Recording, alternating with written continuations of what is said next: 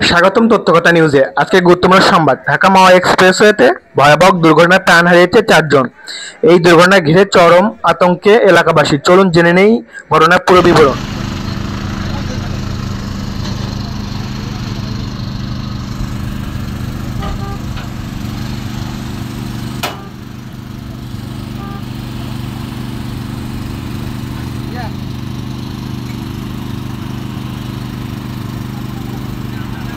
ঘটনাটি ঘটে আজকে সকাল 9:30টার দিকে ঢাকা মাওয়া এক্সপ্রেসওয়ের শ্রীনগর এলাকায়। একটি যাত্রী বোঝাই বাস ধীর গতিতে চলছিল এক্সপ্রেসের বাঁকে। ঠিক তখনই পেছন থেকে আসা আরেকটি দ্রুতগতির বাস প্রচণ্ড বেগে এসে ধাক্কা দেয়।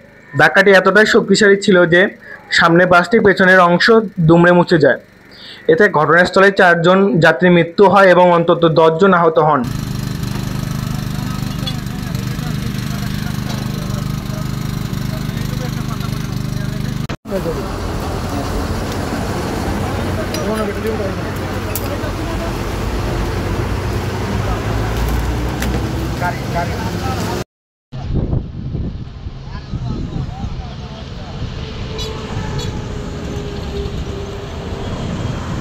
হাইওয়ে পুলিশ জানিয়েছে, পেছনের বাসটির চালক বেপরোয়া গতিতে গাড়িটি চালাচ্ছিলেন। এছাড়া কোনো বাসে পর্যাপ্ত ব্রেকিং দূরত্ব ছিল না, যা দুর্ঘটনা আরও ভয়াবহ করেছে।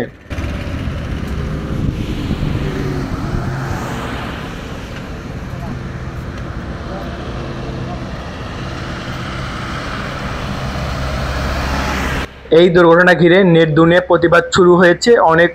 অনেকে প্রশ্ন তুলেছে, এক্সপ্রেসের মতো গুরুত্বপূর্ণ সড়কে কেন স্পিড মনিটরিং নেই।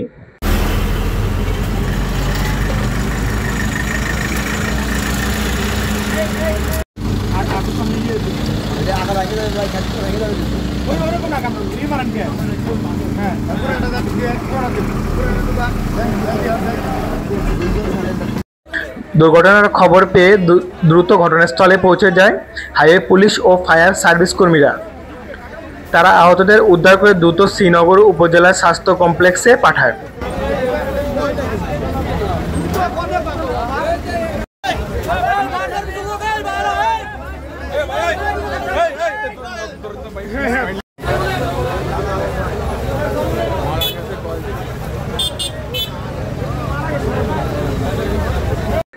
একজন স্থানীয় দোকানদার বলেন, আমরা বিকট শব্দ শুনে বের হয়ে দেখি বাস দুটো একে অপরের ভিতরে ঢুকে গেছে। চিৎকার চেঁচামেচিতে ভয়াবহ একটা পরিবেশ তৈরি হয়। লোকজন এসে জানালা ভেঙে যাত্রীদের বের করে। এই সময় কিছু সময়ের জন্য এক্সপ্রেসওয়েতে যান চলাচল বন্ধ হয়ে যান।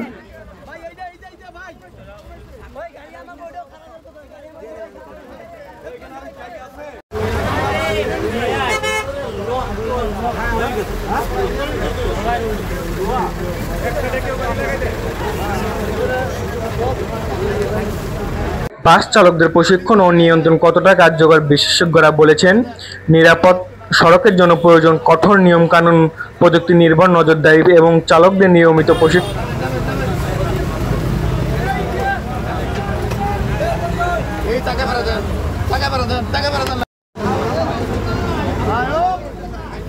ঢাকা মাওয়া এক্সপ্রেসওয়ের সিংপাড়া নোয়াপাড়া আন্ডারপাসের সামনে এক্সপ্রেসওয়েতে চলমান একটি বাসের পিছনে চলমান একটি বাস ধাক্কা মারে। ফলে ঘটনাস্থলেই 2 জন মারা যায়, হাসপাতালে 2 জন মারা যায়, বেশ কয়েকজন আহত হয়। আহতদেরকে উদ্ধার করে শ্রীনগর ফায়ার স্টেশন উন্নত চিকিৎসার জন্য ঢাকায় প্রেরণ করেছে। রবিউল খান, তথ্যকথা নিউজ, মুন্সিগঞ্জ।